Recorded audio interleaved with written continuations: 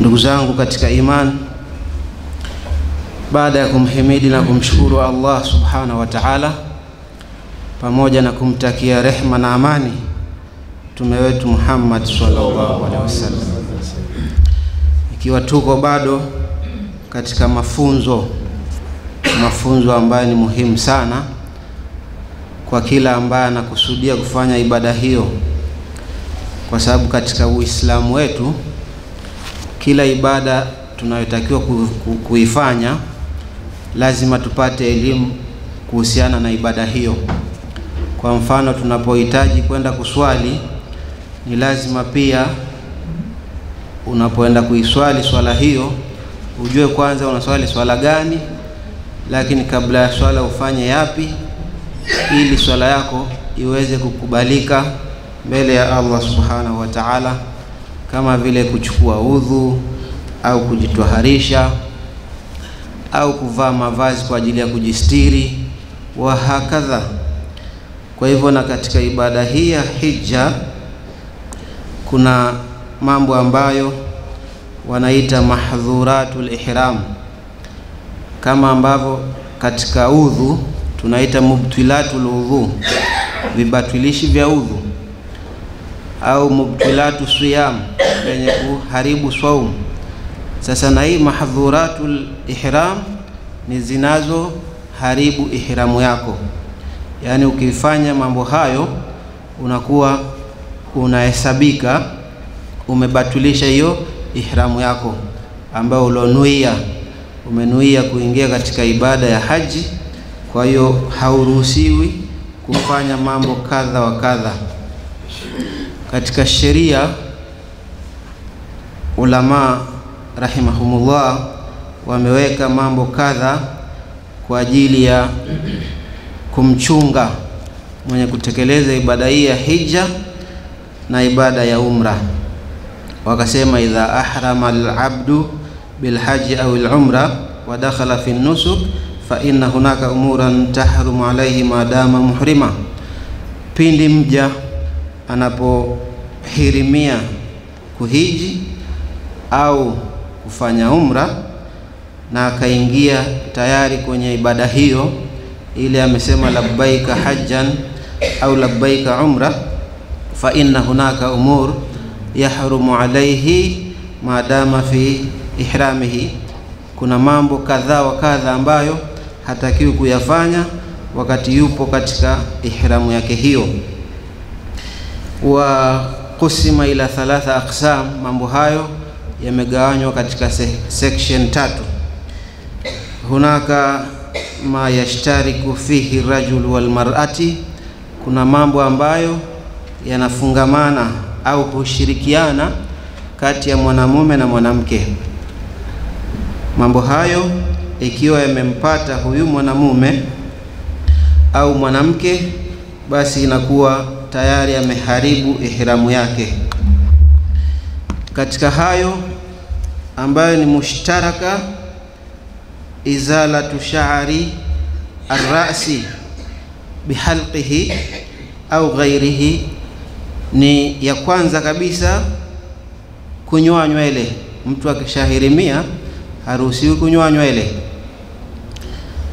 Wa alhaqa bihi jumhur ahlul ilmi sa'ir albadan, sio tu nywele za kichwani, bali jumhurul ulama wanasema ni nywele zote zilizopo katika mwili wa mwanadamu huyo au za mja huyo.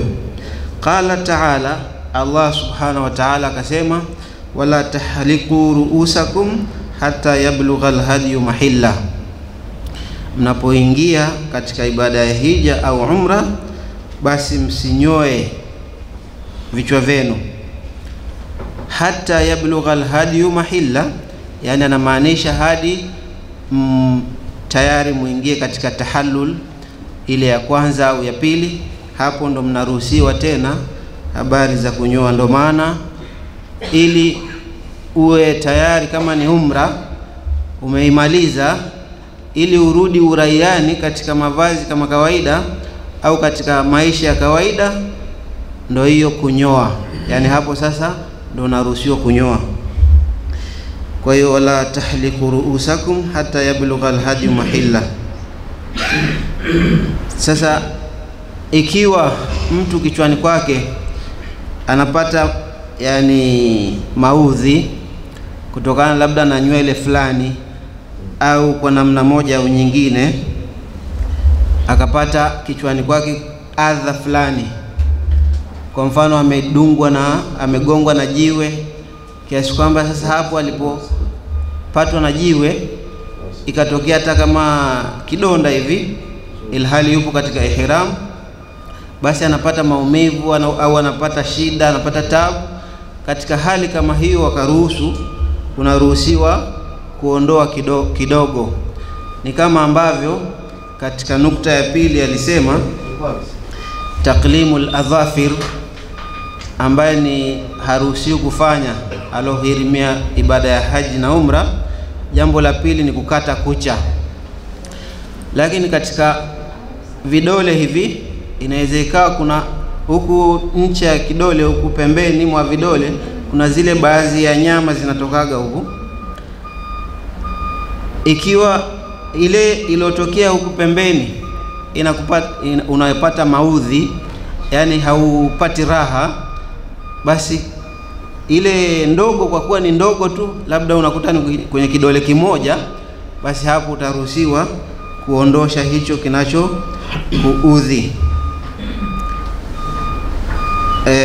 Ajma ahlul ilm kadhalika, wameafikiana wanazuoni katika hili, ala anna almuhrima mamnu' min akhdhi adfarihi, kwamba alohirimia haruhusiwi au ni marufuku kwake kuchukua chochote katika kucha zake. La farqa baina adhafir alyadain au rijlain, si katika kucha za mikononi au za miguuni. Almuhim ameirimia tu haji au umra, basi haruhusiwi kukata kucha zake, ila kama nilivyozungumza, hicho unachokipata kidogo, basi hicho kidogo waweza kuondosha. Wallahu a'lam. Hii ni jambo la pili. Jambo la tatu ambalo haruhusiwi alohirimia, istimalu twibi fi thawbi au albadan, ni kutumia manukato au marashi.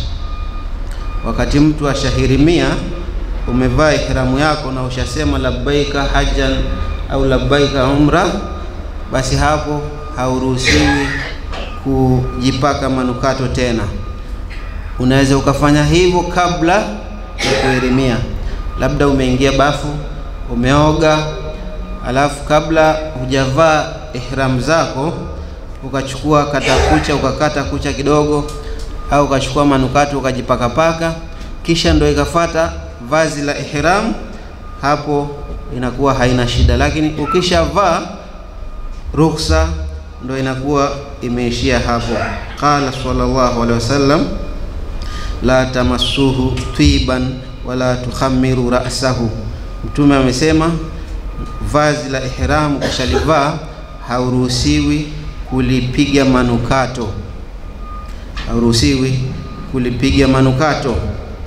Rawahu al-Bukhari. Wal maqsud bihi ibtidaa istimal twib ba'da al-ihram, wa amma twib alladhi tatwibu bihi ala badanihi qabla ihramihi wa baqiya atharuhu fala yadhurru. Hapo ni baada ya kuvaa ihram, ndo hauruhusiwi kufanya hivyo. Kabla ya hapo anasema fala yadhurruhu, hakuna madhara. Hili ni jambo la tatu katika mahdhuratul ihram, yenye kubatilisha ihram. Arabi'u, jambo la nne, aqdun nikahi, ni habari ya kuoa. Sije ikawa mtu ushairimia haji au umra, halafu ukasema ngoja nimepata mchumba, basi ngoja nimpose. Au upo na mashehe, ukasema shekhe, unajua hapa nimeongozana na mchumba wangu, naomba utufungishe ndoa. Hapana. Kwenye nukta hiyo si ruksa kushiriki ndoa. Qala sallallahu alaihi wasallam, Mtume sallallahu alaihi wasallam akasema la yankihu almuhrimu wala yunkahu wala yukhtab, au la yakhtubu. Alohirimia haruhusiwi kuoa wala haruhusiwi kuposa. Rahul Muslim. Fala yajuzu lilmuhrim an yatazawaja wala an yaqida an-nikah li ghairihi. Haijuzu kwa alohirimia kufunga ndoa wala kufunga ndoa kwa ajili ya mwingine, yani zile ndoa za niaba. Hata yahilla min ihramihi, isipokuwa mpaka afanye tahallul kutoka katika ihramu yake. Hiyo ni jambo la 4. La 5 ambalo ni katika mahdhuratul ihram, almubashara bishahwa katakbil au lamsi wa ghair dhalika. Haifai alohirimia kushiriki mambo ya kuhusiana mwanamme na mwanamke, yani kushikana au kuchezeshana, hairuhusiwi, kwa sababu Allah subhanahu wa ta'ala amesema fala rafatha wala fusuqa wala jidala fil haji. Fala rafatha wala fusuqa, mtu aloingia katika ihram haruhusiwi kufanya machafu wala kuzungumza machafu wala kufanya mijadala fil haji, katika haji. Sasa wale wenzangu na mimi, washabiki wa mpira au washabiki wa siasa au na wengineo, unakuta watu wapo katika ihram, wanaenda haji, wanaleta habari za kina Liverpool, sijui kina Simba na Yanga, au sijui siasa inasema hivi na vile, bali unatakiwa ufahamu kwamba tayari umeingia katika ibada. Ni kama ambavyo hii imeitwa ihram, au kwenye swala mfano tunaposema takbiratul ihram. Ile takbiratul ihram maana yake unaposema Allahu akbar, ile imeitwa takbiratul ihram kwa sababu unaharamisha mambo yote ya kidunia. Unaingia wapi? Katika ibada, kuzungumza na Mola wako mkarim azza wa jalla. Kwa hiyo haifai kuleta mijadala wala kusema machafu wala kufanya mambo machafu wakati mtu yupo katika ibada hii ya haji au umra. 6 katika mambo ambayo pia hayaruhusiwi kwa alohirimia, aljimau, ni kushiriki habari za mke na mume. Isije ikawa mtu ameenda pia na mke wake au ameenda na mume wake, alafu akasema sasa mke wangu ni hivi na vile, au mume wangu unaonaje iwe hivi na vile. Hiyo wakati huo inakuwa si ruksa, kwa sababu dalili ni hiyo aya niloisema, qala ta'ala alhajju ashhuru ma'lumat faman faradha fihinna alhajja fala rafatha wala fusuqa wala jidala fil hajj. Hakuna kufanya machafu wala hakuna kusema uongo wala hakuna kusema maneno machafu wala kufanya vitendo vichafu, habari za kusema uongo, kufitinisha, huyu ni hivi, huyu ni vile. Wakati huo hairuhusiwi. Kwa hiyo aljimaa hairuhusiwi baada ya watu kuingia katika ibada ya haji au umra. Namba 7 katika ambayo hayaruhusiwi, qatlu saydil barri, ni kuwinda. Unapokuwa katika mji wa Maka na Madina hauruhusiwi kuwinda. Na kuwinda sio tu katika ihram, bali hata tofauti na kuhirimia au tofauti na mtu kuwa yupo katika ibada ya haji kwenye nia ya haji au umra, kadhalika pia haruhusiwi. Qala ta'ala wa hurrima alaykum saydul barri ma dumtum hurma, mmeharamishiwa, hamruhusiwi kuwinda wanyama. Sasa pale haram kuna njiwa, Sije ukaona wale njiwa alafu ukachukua manati au ukachukua jiwe ukasema ngoja nipate kitoweo, useme nipate kula njiwa wa Maka nipate thawabu, sio? Hairuhusiwi. Ni wapo wengi sana, ukifika utawaona. Kwa hiyo huruhusiwi kufanya hivyo. Lakini pia hii inawahusu wakina baba. Hii namba 8 inawahusu kina baba. Anasema lubsul makhitu ni kuvaa mavazi yaliyoshonwa, yani kama hivi kanzu. Ukitizama kanzu hii utakuta kuna baadhi imekaa design ya kushonwa, na zile ihram ziko tofauti kabisa. Ndo nadhani ulionyesha, mliziona vizuri, zipo tofauti na vazi lililoshonwa. Kwa hiyo kuvaa vazi lililoshonwa hasa kwa wanaume hawaruhusiwi, isipokuwa wanawake, kwa sababu wao wanavaa ihram zao vazi ambalo analolitaka. Kwa hiyo lubsul makhit, kuvaa kama ambavyo Abdullah ibn Umar radiyallahu anhuma anna an-nabiy sallallahu alaihi wasallam suila ma yalbasu al-muhrim min athiyab, avae nguo gani huyu muhrim, yani wanaume sasa hapo. Akasema la yalbasu al-qamis wala al-amama wala al-baranis wala sarawil wala al-khifaf wala thawban massahu za'faran wala waras. Mtume akasema haruhusiwi mwanaume huyu kuvaa kamis, kanzu, wala kuvaa kilemba, wala kuvaa suruali, wala kuvaa albaramis, mavazi yanayopatikana katika nchi za Kiarabu hayo. Almaqsudu bihi ni almakhitu, maksudio almuhim ni kutokuvaa nguo iliyoshonwa.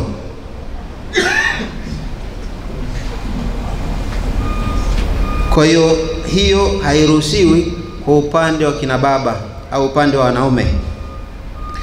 Lakini pia kwa wanaume hairuhusiwi jambo lingine, taghtiyatu ra'si, kufunika kichwa. Sije ikawa mtu anasema mimi kofia yangu ni ya 200,000 hii, sasa inabidi masaa yote nivae bwana. Hapana. Au unasema mimi kilemba changu ni cha Dubai, kwa hiyo nikifunge muda wote. Hapana. Pia baada ya ihram hauruhusiwi kuvisha kichwani kwako kanzu eti kofia wala amama. Mtume amesema wala tukhamiru ra'sahu, wala msimfunike kichwa chake. Yani huyu ni yule ambaye alokufa shahidi katika mji wa Maka. Lakini pia kama la yajuzu lilmuhrim an yughatti wajhahu, pia mwanamke, upande wa kina mama haruhusiwi pia mwanamke kufunika uso wake, kwa sababu Mtume sallallahu alaihi wasallam akasema la wala taghuttu wajhahu, asifunike uso wake. Akasema wala tantaqibul mar'atu, mwanamke asivae niqabu yake, isipokuwa akifika kwa wanaume ajifunike kwa namna anavyoweza kujifunika. Lakini katika ihramu yake hiyo, anapokuwa tu yuko hivi hivi, haruhusiwi kufunika uso wake. Kwa hiyo hizi ni mahdhurat ambazo hazitakiwi kufanyika kwa yule ambaye amehirimia. Sasa ikitokea mtu amefanya hivyo, kipi kifanyike? Labda mwanaume akasema nafanya nini? Navaa kofia yangu, yani kwa hiari yake, au amdan, kwa maksudi. Akasema mimi siachi kichwa changu wazi, akasema mimi navaa kofia, au akasema mimi navaa suruali yangu. Mtume alisema alipoulizwa ikiwa mtu hakupata ihram, je, avae kitu gani? Hapo ndo akasema ambaye amekosa kabisa ihram anaweza akavaa suruali. Ndio maana hata mimi mwaka mmoja niliwahi kuhiji na kanzu. Hii ilitokea kwa sababu kulikuwa kuna mshike wa hatari katika babu mlango wa dharura, ikabidi baadhi ya wanafunzi tukawa tumehiji. Au sio Sheikh? Uliniona wakati ule? Ulikuwa hapo kwanza? Kwa 2021. 22. Wakati baada ya corona nadhani pale. Ilikuwaga kelele ni nyingi za kuhusiana na la haja illa bitasrih, hakuna kuhiji isipokuwa kwa kibali maalum. Sasa miongoni mwa vibali ndo hizi unavovishwa pale airport. Ikabidi baada ya kukosekana namna, basi baadhi ya wanafunzi tukawa tumehiji kwa kutumia kanzu. Yaani unaonekana tu kama vile mfanyakazi pale, lakini kumbe umeshasema labbaik. Kwa hiyo mtu alovaa kofia kwa makusudi au amevaa makhitu kwa makusudi bila dharura yoyote, au amekata kucha kwa makusudi, au umenyoa nywele kwa makusudi, unatakiwa ufanywe nini? Fidia. Utoe fidia. Fidia ya moja kati ya mambo matatu: siyam 3 ayyam, kufunga siku 3, au it'am 6 masakin, au kulisha maskini 6, au dhabhu, kuchinja mbuzi. Ikiwa umekata kucha moja, ufanye kati mambo matatu hayo. Umekata hii kucha moja, basi unatakiwa ufunge siku 3, au ulishe maskini 6, au uchinje mbuzi mmoja. Hivyo hivyo kucha ya pili, ya 3, ya 4 hivyo. Kwa hiyo kama ni mbuzi kuanzia 1 2 3 4 5. Na mbuzi wa kule bei gani bana Sheikh? $100 na kitu. $100 na kitu, sawa na 200,000 na change. Huku wewe unanunua mbuzi 100,000 au 70,000 80,000, lakini kule wanakuuzia 200,000 mpaka 300,000. Sasa ni kujitahadharisha sana kuto kuingia katika nukta hizo, isipokuwa kama mtu atapata mambo hayo kwa ujahil, kutokujua, au umejisahau ukajikuta kutokana na lile jua kali mtu akajikuta amejifunika ile ihramu yake, afu baada ya dakika kadhaa akakumbuka, basi unatoa fala shay alaika, inakuwa hamna shida. Naam. Na dharura kidogo samani katika kucha. Nasema ile chini ya mawe. Mungu akanigongesha kwenye jiwe kuchoka. Hapo inakuwa hiyo dharura inakuwepo hapo. Hiyo sasa ni kama nilivyozungumza pale mwanzo kwamba haina shida. Kwa sababu hiyo ni bahati mbaya, haikutokea kwa makusudi.